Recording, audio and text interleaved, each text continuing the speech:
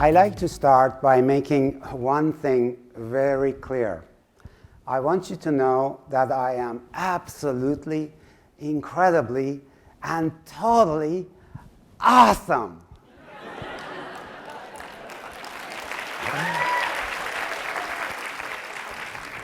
Now, before you start thinking that I have a problem with humility, which I don't, let me add something important. I believe you too are awesome. Is that better now? But I also believe, based on my research, that there is, no, it's me, okay. But I also believe, based on my research, that there's an 80% probability that you have no idea how truly magnificent you really are. You used to know, but you've forgotten. I'm here to show you the science behind how you gradually forget your true self, your true potential, and how you can rediscover and unleash an even happier and more capable version of yourself, the true magnificent you. Is that cool? Great. So I lecture on this topic right here at Stanford, and my work is based on extensive research in neuroscience and psychology. I'd like to show you my most important evidence proving that you used to know how amazing you really are. Would you like to see that evidence? Well, here it is. Do you think she knows how magnificent she is? Absolutely, she is radiating with it. What about him? Do you think he knows how magnificent he is? Every strand of his hair knows how magnificent he is. And what about these two? I know they know because they are my precious kids, Tisa and Kian. The point is this: you were born as a unique and magnificent being, and you used to know it. But what about this one? Do you think he knows how magnificent he is? He actually has no clue. He used to know, but by the time this picture is taken, he no longer remembers. By the way, this is me. Adorable, right?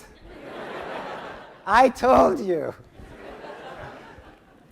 So why and how did I begin to forget who I really am?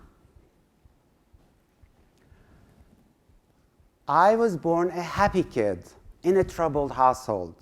I lived with 4 siblings and my parents in a 2-bedroom apartment in a ghetto.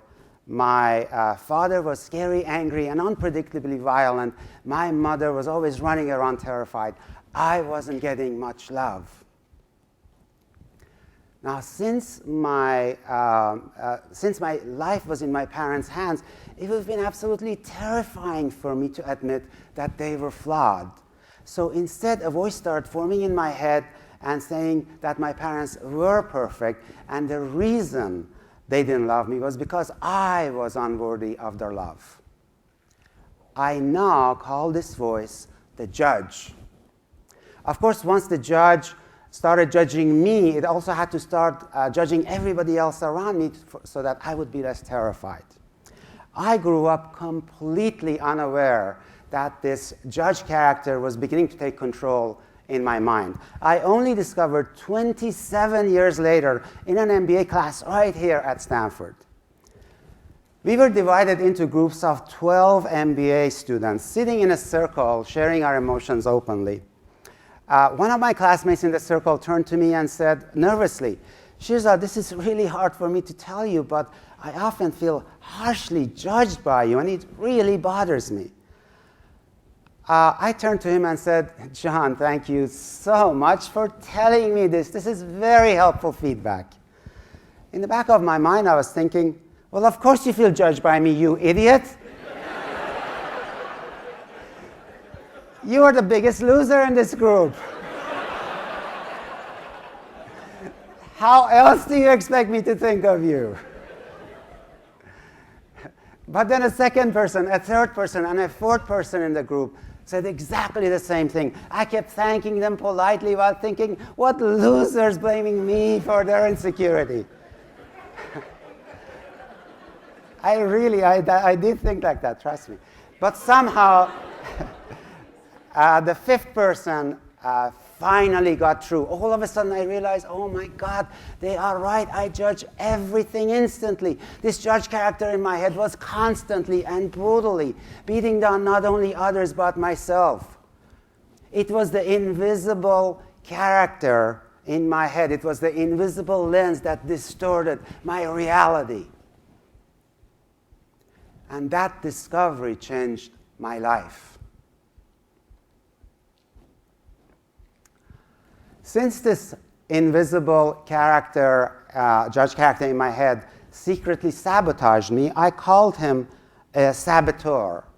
I later discovered that in addition to the judge saboteur, there are 9 other saboteurs, like the controller, stickler, and victim. Even in a perfectly happy childhood, you still develop a couple of these saboteurs as coping mechanisms as a vulnerable kid. For example, you might develop controller tendencies to feel safer in a chaotic environment or become the victim to get more attention. The problem is that these saboteurs become the invisible masters in your head, just like my judge had. They pretend they are you, but they aren't you. That's how you forget who you really are.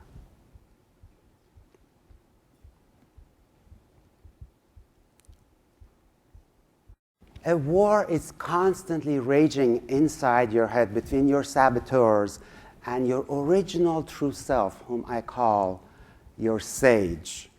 These are based on entirely different regions of your brain. Your saboteurs are based on the survival brain region, which is made up mostly of the brainstem, limbic system, and parts of the left brain.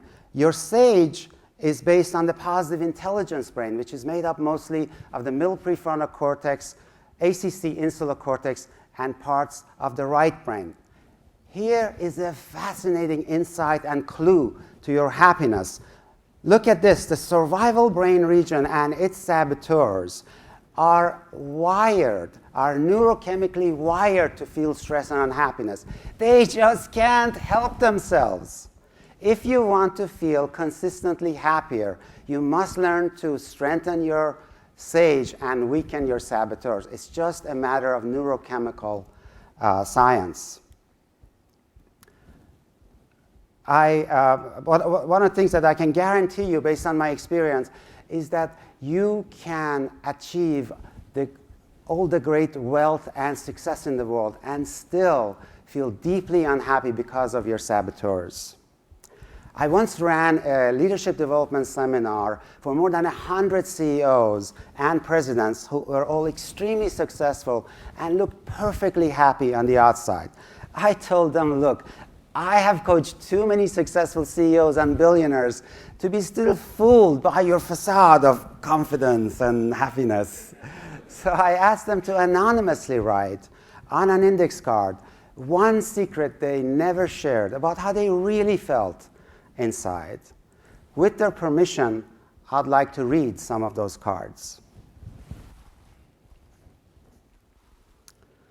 I am terrified of failing as the leader of my business. I am rarely at peace with myself. I fear dying of an early age from overwork and stress. I am feeling very sad and lonely, and the antidepressants I'm on don't seem to be helping. I battle with constantly ranking and judging everyone around me. I have no idea how to truly connect with my only son. My air of confidence is false. I am self-destructive and I don't know why. I don't love myself very much. I lack strength in resisting temptations and desires. I often feel like I'm a fraud. I worry my materialism is hurting my children. I have been abusing drugs and alcohol to deal with stress. I wish I could run away for 1 year, just be alone. And finally, I'm afraid of ending up like my father, who is unloved and will die alone.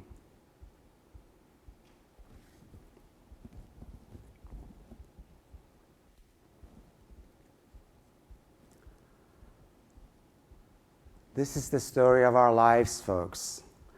I have worked with people ranging from these CEOs to people on the manufacturing floor without high school diplomas. Regardless of our level of wealth or success, these saboteurs are still there tormenting us. I used to think I was particularly broken and screwed up. What a relief to discover that we are all screwed up by our saboteurs. So who are these saboteurs? In my research, I have classified the saboteurs based on their motivation for independence, acceptance, or security, and their style of assert, earn, or avoid.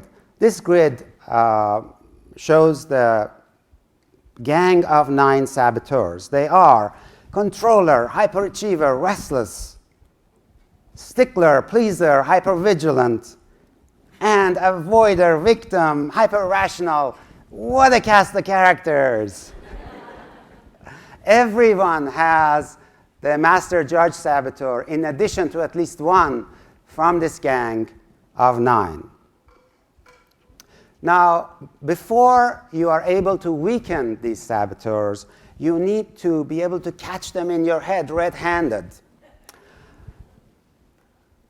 Imagine that you're in the middle of an important project and have just learned that you've completely failed the midway milestones. Here is how some of your saboteurs in your head might be talking. Judge. Oh, I'm a loser, just a stupid loser. Everything will start crashing down now. Controller. But my way is always the right way. Someone else must have screwed up. Victim. Oh, they did it to me again. Just watch. That next lightning will be striking right here. Ow, that hurt. Stickler. I knew it. That report cover used the wrong shade of blue. Avoider. Oh, there's still plenty of time. I wonder where I should go for lunch. Hypervigilant. That's me tearing my hair out, if I still had any. And so on with the other 5 saboteurs.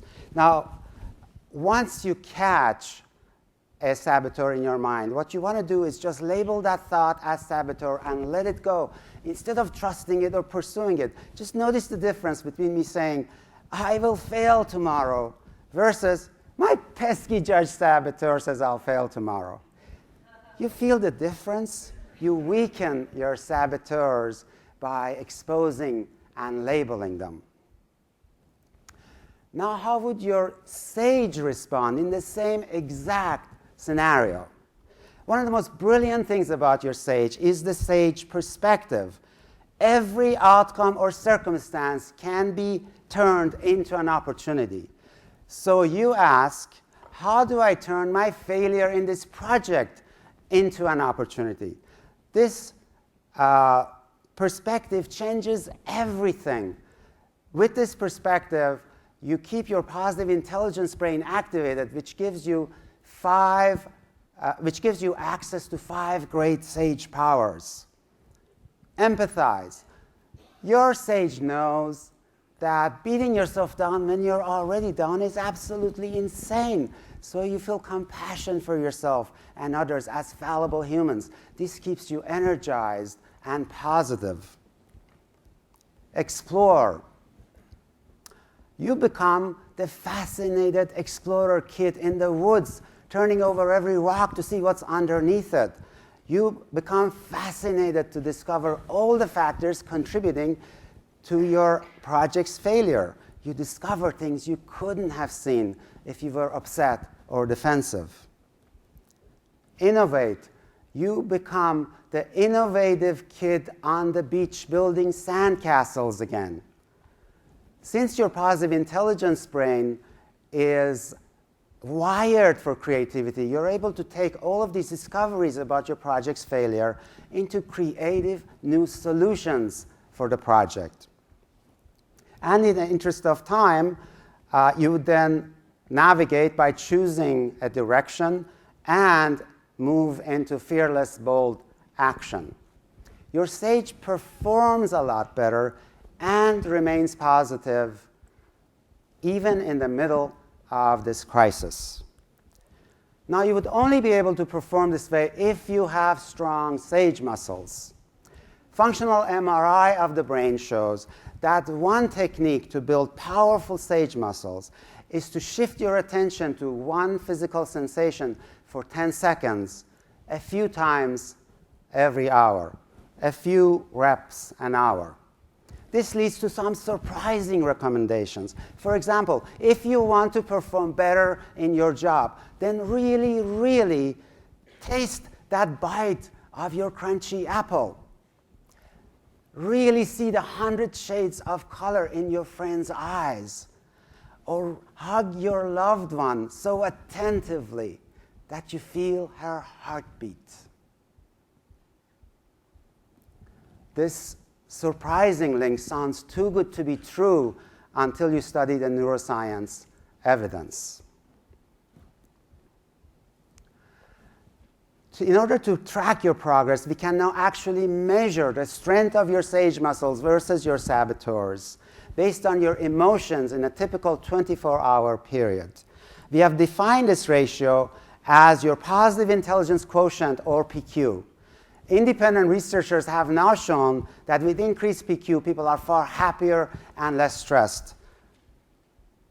They also perform much better. For example, 40%, almost 40% better in sales, and a third better in team performance metrics. Everyone can learn to strengthen their sage muscles with a little practice. And finally, you can help strengthen the sage in your loved ones. Unlike my daughter Tisa, my son Kian loves tickling. So I have invented a game with him where I start tickling him and stop only if he gives me all the right answers. So I start tickling him and ask Kian, why do I love you so much?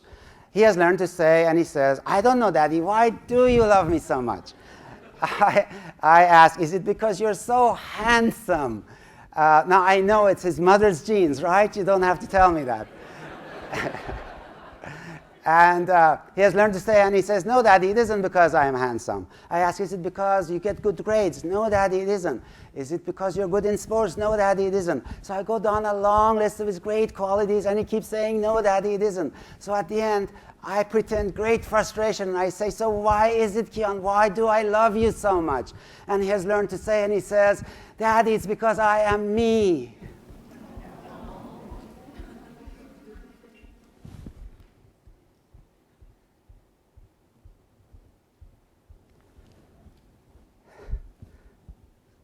Daddy, it's because I am me.